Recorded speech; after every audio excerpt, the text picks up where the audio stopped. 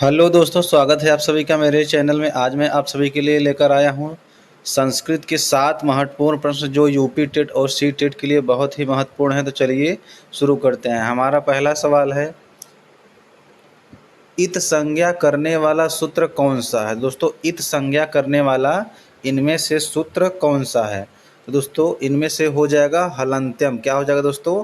हलंत्यम इत संज्ञा करने वाला सूत्र है। ठीक है, इस प्रश्न का बी ऑप्शन सही हो जाएगा। आगे बढ़ते हैं।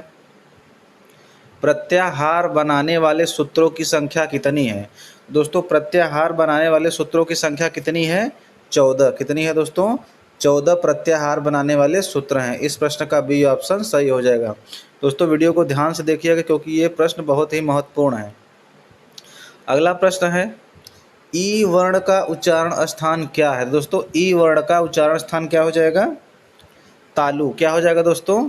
ई वर्ण का उच्चारण स्थान तालु हो जाएगा। क्या हो जाएगा दोस्तों? तालु। इस प्रश्न का बी ऑप्शन सही हो जाएगा। आगे बढ़ते हैं।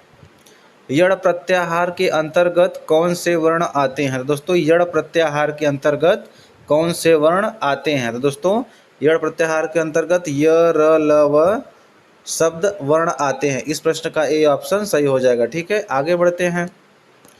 अत्युत्तम में कौन सी संधि है? दोस्तों, अत्युत्तम में कौन सी संधि है?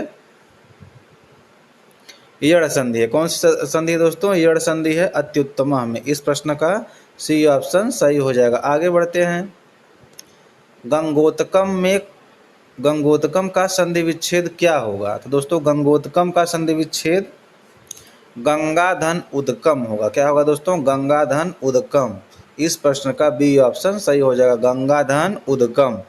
ठीक है, आगे बढ़ते हैं। पितरों में कौन सा समास है? तो दोस्तों, पितरों में कौन सा समास हो जाएगा? द्वंद्व समास हो जाएगा। ठीक है दोस्तों, पितरों में कौन सा समास हो जाएगा? द्वंद्व समास। इस प्रश्न का बी ऑप्शन सही हो जाएगा। आगे बढ़ते हैं। कृष्णार्पितम में कौन सा तत्पुरुष समास है? दोस्तों, कृष्णार्पितम में द्वितीय तत्पुरुष समास है। कौन सा समास है दोस्तों?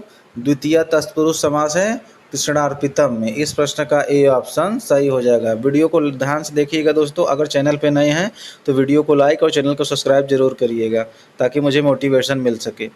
आगे बढ़ता हूँ दोस्तों। री वर्ण का उच्चारण स्थान क्या माना जाता है? तो दोस्तों, री वर्ण का उच्चारण स्थान क्या माना जाता है? दंत। क्या माना जाता है दोस्तों? दंत। इस प्रश्न का बी ऑप्शन सही हो जाएगा। री वर्ण का उच्चारण स्थान दंत होता है। आगे बढ़ते हैं। अंतस्थ वर्णों की संख्या कितनी है? दोस्तों, अंतस्थ वर्णों की संख्या कितनी है? 4। कितनी है दोस्तों? कितनी है? 4।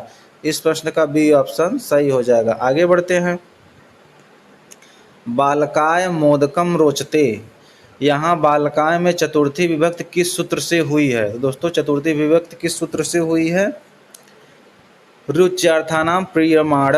किस सूत्र से हुई है दोस्तों? रुच्यार्थानाम प्रियमाण।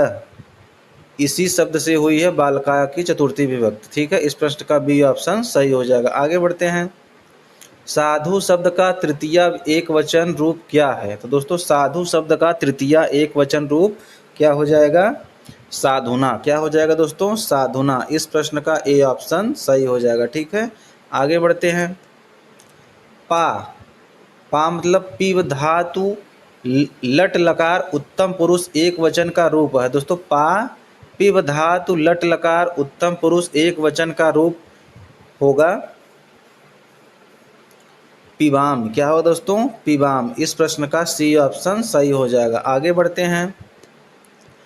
सेव धातु लट लकार प्रथम पुरुष एक वचन आत्मनेय पद का रूप क्या है? तो दोस्तों, इसका सही विकल्प हो जाएगा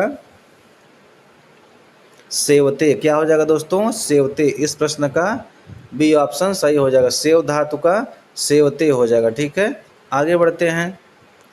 गत्वा शब्द में मूल धातु और प्रत्यय क्या है? दोस्तों, गत्वा शब्द में मूल धातु और प्रत्यय क्या है? दोस्तों, इस प्रश्न का ए ऑप्शन सही हो जाएगा गम धन त्वा। क्या हो जाएगा दोस्तों? गम धन त्वा। इस प्रश्न का ए ऑप्शन सही हो जाएगा। दोस्तों, प्रश्न बहुत ही इंपॉर्टेंट है। वीडियो को लास्ट तक जरूर देखिएगा और चैनल पर नए हो तो वीडियो को लाइक और चैनल पर सब्सक्राइब जरूर करिएगा। आगे बढ़ते हैं। पाणिपादम में कौन सा समास है? दोस्तों पाणिपादम में कौन सा समास है? समाहार द्वंद्व समास। कौन सा समास है दोस्तों? समाहार द्वंद्व समास। इस प्रश्न का बी ऑप्शन सही हो जाएगा। आगे बढ़ते हैं। प्रत्येकम में कौन सा उपसर्ग लगा है? दोस्तों प्रत्येकम में कौन सा उपसर्ग लगा है? प्रति। कौन सा लगा है दोस्तों? प्रति उपसर्ग लगा है प्रत्येकम में। इस प्रश्न का बी ऑप्शन सही हो जाएगा। आगे बढ़ते हैं। संस्कृत में विभक्तियों की कुल संख्या कितनी है? दोस्तों संस्कृत में विभक्तियों की कुल संख्या कितनी है? 7। कितनी विभक्ति है दोस्तों? 7 विभक्ति है संस्कृत में। इस प्रश्न का बी ऑप्शन सही हो जाएगा। आगे बढ़ते हैं। एकादश संख्या का अर्थ है? तो दोस्तों एकादश संख्या का अर्थ क्या है? दोस्तों एकादश मतलब क्या होता है? 11। क्या होता है दोस्तों? 11। इस प्रश्न का बी ऑप्शन सही हो जाएगा। आगे बढ़ते हैं। चत्वारिंशत को अंकों में क्या लिखेंगे? दोस्तों चत्वारिंशत, तो चत्वारिंशत को अंकों में क्या लिखेंगे? 40। क्या लिखेंगे दोस्तों? 40। इस प्रश्न का डी ऑप्शन सही है। ठीक है, आगे बढ़ते हैं। किरातार्जुनीयम में मुख्य रस कौन सा है? दोस्तों किरातार्जुनीयम में मुख्य रस कौन सा है? वीर रस। कौन सा है दोस्तों? वीर रस मुख्य है। इस प्रश्न का बी ऑप्शन सही हो जाएगा। आगे बढ़ते हैं। रघुवंशम महाकाव्य में कितने सर्ग हैं? दोस्तों रघुवंशम महाकाव्य में कितने सर्ग हैं? 19 सर्ग हैं। कितने सर्ग हैं दोस्तों? 19 सर्ग। बहुत ही इंपॉर्टेंट क्वेश्चन है दोस्तों, वीडियो में लास्ट तक बने रहिएगा। इस प्रश्न का सी ऑप्शन सही हो जाएगा। आगे बढ़ते हैं। उत्तर रामचरितम के तृतीय अंक को किस नाम से जाना जाता है? दोस्तों उत्तर रामचरितम के तृतीय अंक को किस नाम से जाना जाता है? छाया अंग। किस नाम से जाना जाता है दोस्तों? छाया अंग के नाम से जाना जाता है उत्तर रामचरितम के तृतीय अंग को। इस प्रश्न का ए ऑप्शन सही हो जाएगा। आगे बढ़ते हैं। न ही प्रियम प्रुवमिच्छन्ति मृषा हितैषिणम सूक्ति किस ग्रंथ से है? तो दोस्तों यह सूक्ति किस ग्रंथ से है? किरातार्जुनीयम से। किस ग्रंथ से है दोस्तों? किरातार्जुनीयम से यह सूत्र है। इस प्रश्न का बी ऑप्शन सही हो जाएगा। आगे बढ़ते हैं। संस्कृत शब्द का अर्थ क्या है? दोस्तों संस्कृत शब्द का अर्थ क्या है? परिष्कृत या शुद्ध। क्या दोस्तों? परिष्कृत या शुद्ध। इस प्रश्न का बी ऑप्शन सही हो जाएगा। आगे बढ़ते हैं। वर्णों के मेल से होने वाले परिवर्तन को क्या कहते हैं? दोस्तों वर्णों के मेल से होने वाले परिवर्तन को क्या कहते हैं? संधि कहते हैं। क्या कहते हैं दोस्तों? संधि। इस प्रश्न का सी ऑप्शन सही हो जाएगा। वर्णों के मेल से होने वाले परिवर्तन को संधि कहते हैं। ठीक है, आगे बढ़ते हैं। वृद्धि संज्ञा करने वाला सूत्र कौन सा है? दोस्तों वृद्धि संज्ञा करने वाला सूत्र कौन सा है? वृद्धि रादयच। क्या है दोस्तों? वृद्धि रादयच वृद्धि संज्ञा करने वाला सूत्र है। इस प्रश्न का ए ऑप्शन सही हो जाएगा। ठीक है दोस्तों, आगे बढ़ते हैं। पवमानः में कौन सा प्रत्यय है? तो दोस्तों पवमानः में कौन सा प्रत्यय है? सानच प्रत्यय है। कौन सा प्रत्यय है दोस्तों? सानच प्रत्यय है पवमानः में। दोस्तों बहुत इंपॉर्टेंट क्वेश्चन है। इस प्रश्न का बी ऑप्शन सही हो जाएगा। आगे बढ़ते हैं। अहन्य हनि। अहन्य हनि का समस्त पद क्या होगा? तो दोस्तों अहन्य हनि का समस्त पद क्या होगा? प्रत्यहम। क्या होगा दोस्तों? प्रत्यहम। अहन्य हनि का समस्त पद प्रत्यहम होगा। इस प्रश्न का बी ऑप्शन सही हो जाएगा। आगे बढ़ते हैं। नीति शतकम के लेखक कौन है? दोस्तों नीति शतकम के लेखक हैं भर्तृहरि। कौन है दोस्तों? नीति शतकम के लेखक भर्तृहरि। इस प्रश्न का बी ऑप्शन सही हो जाएगा। आगे बढ़ते हैं। आभ्यंतर प्रयत्न कितने प्रकार के होते हैं? दोस्तों आभ्यंतर प्रयत्न कितने प्रकार के होते हैं? 5 प्रकार के होते हैं। कितने प्रकार के दोस्तों होते हैं आभ्यंतर प्रयत्न? 5 प्रकार के। इस प्रश्न का बी ऑप्शन सही हो जाएगा। आगे बढ़ते हैं।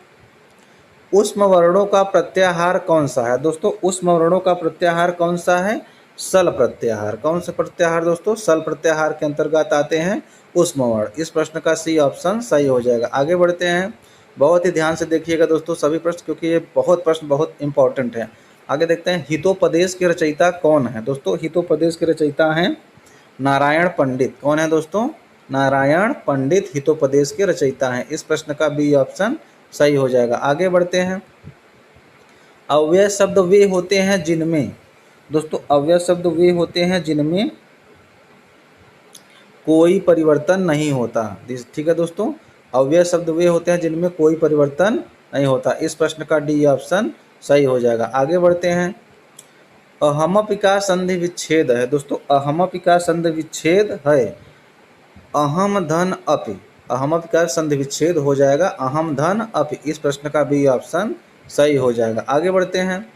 पठनिया शब्द में कौन सा प्रत्यय है दोस्तों? पठनिया शब्द में कौन सा प्रत्यय है? अनियर प्रत्यय। कौन सा प्रत्यय है दोस्तों? अनियर प्रत्यय है पठनिया शब्द में। इस प्रश्न का ए ऑप्शन सही हो जाएगा। आगे बढ़ते हैं। पंचतंत्र कितने भागों तंत्रों में विभक्त है? तो दोस्तों पंचतंत्र कितने भागों में विभक्त है? 5 भागों में विभक्त है पंचतंत्र। इस प्रश्न का सी ऑप्शन सही हो जाएगा। आगे बढ़ते हैं।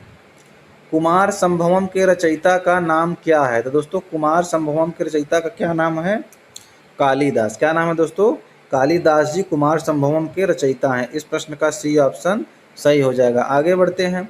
शिशुपाल वधम में कितने सर्ग हैं? दोस्तों शिशुपाल वधम में कितने सर्ग हैं? दोस्तों शिशुपाल वधम में 20 सर्ग हैं। कितने सर्ग हैं दोस्तों? 20 सर्ग। इस प्रश्न का बी ऑप्शन सही हो जाएगा। आगे बढ़ते हैं। स्वच्छ का संधि विच्छेद क्या है? दोस्तों स्वच्छ, तो स्वच्छ का संधि विच्छेद क्या हो जाएगा दोस्तों? सूधन अच्छ। क्या हो जाएगा दोस्तों? सूधन अच्छ हो जाएगा स्वच्छ का संधि विच्छेद। इस प्रश्न का बी ऑप्शन सही हो जाएगा। आगे बढ़ते हैं। शिक्षण की सूत्र विधि किस विषय के लिए सबसे उपयुक्त है? दोस्तों शिक्षण की सूत्र विधि किस विषय के लिए सबसे उपयुक्त है? व्याकरण के लिए। किसके लिए उपयुक्त दोस्तों? व्याकरण के लिए सूत्र विधि सबसे उपयुक्त है। इस प्रश्न का बी ऑप्शन सही हो जाएगा। आगे बढ़ते हैं। भाषा कौशल का सही क्रम क्या है? तो दोस्तों भाषा कौशल का सही क्रम क्या है? पढ़ना, लिखना, सुनना, बोलना। ठीक है दोस्तों, भाषा कौशल का सही क्रम क्या है? पढ़ना, लिखना, सुनना, बोलना। इस प्रश्न का बी ऑप्शन सही हो जाएगा। आगे बढ़ते हैं। संस्कृत शिक्षण में चार्ट किस प्रकार की सामग्री है? दोस्तों संस्कृत शिक्षण में चार्ट किस प्रकार की सामग्री है? दृश्य सामग्री है। कौन सी सामग्री है दोस्तों? दृश्य सामग्री है चार्ट। इस प्रश्न का बी ऑप्शन सही हो जाएगा। आगे बढ़ते हैं। दोस्तों वीडियो को लाइक जरूर करिएगा और सब्सक्राइब भी करिएगा, आप सबकी बहुत कृपा होगी। आगे बढ़ते हैं। अन्वय का संबंध शिक्षण की किस विधा से है? दोस्तों अन्वय का संबंध शिक्षण की किस विधा से है? पद्य शिक्षण से। किस शिक्षण से संबंधित है दोस्तों? अन्वय पद्य शिक्षण से संबंधित है। इस प्रश्न का बी ऑप्शन सही हो जाएगा। आगे बढ़ते हैं। उपचारात्मक शिक्षण रेमेडियल टीचिंग का उद्देश्य क्या है? दोस्तों उपचारात्मक शिक्षण का उद्देश्य क्या है? छात्रों की कमियों को दूर करना। क्या है दोस्तों? छात्रों की कमियों को दूर करना है उपचारात्मक शिक्षण। इस प्रश्न का बी ऑप्शन सही हो जाएगा। आगे बढ़ते हैं। हर्बर्ट के पंचपदीय पाठ योजना का प्रथम पद कौन सा है? तो दोस्तों हर्बर्ट के पंचपदीय पाठ योजना का प्रथम पद प्रस्तावना है। क्या है दोस्तों? प्रस्तावना। इस प्रश्न का ए ऑप्शन सही हो जाएगा। आगे बढ़ते हैं। संस्कृत भाषा में कितने पुरुष होते हैं? तो दोस्तों संस्कृत भाषा में कितने पुरुष होते हैं? 3 पुरुष होते हैं। कितने पुरुष होते हैं दोस्तों? 3 पुरुष होते हैं। इस प्रश्न का बी ऑप्शन सही हो जाएगा। आगे बढ़ते हैं। यशोदा में कौन सी संधि है? दोस्तों यशोदा में कौन सी संधि है? यशोदा में विसर्ग संधि है। कौन सी संधि है दोस्तों? विसर्ग संधि। यशोदा में विसर्ग संधि है। इस प्रश्न का सी ऑप्शन सही हो जाएगा। आगे बढ़ते हैं। अहम विद्यालयम गच्छामि का कर्मवाच्य क्या होगा? दोस्तों अहम विद्यालयम गच्छामि का कर्मवाच्य मम विद्यालयः गम्यते होगा। क्या होगा दोस्तों? मया विद्यालयः गम्यते। मया विद्यालयः गम्यते। इस प्रश्न का ए ऑप्शन सही हो जाएगा। बहुत इंपॉर्टेंट क्वेश्चन है दोस्तों। अगला अंतिम प्रश्न देखते हैं। मूल्यांकन का मुख्य उद्देश्य क्या होना चाहिए? दोस्तों मूल्यांकन का मुख्य उद्देश्य क्या होना चाहिए?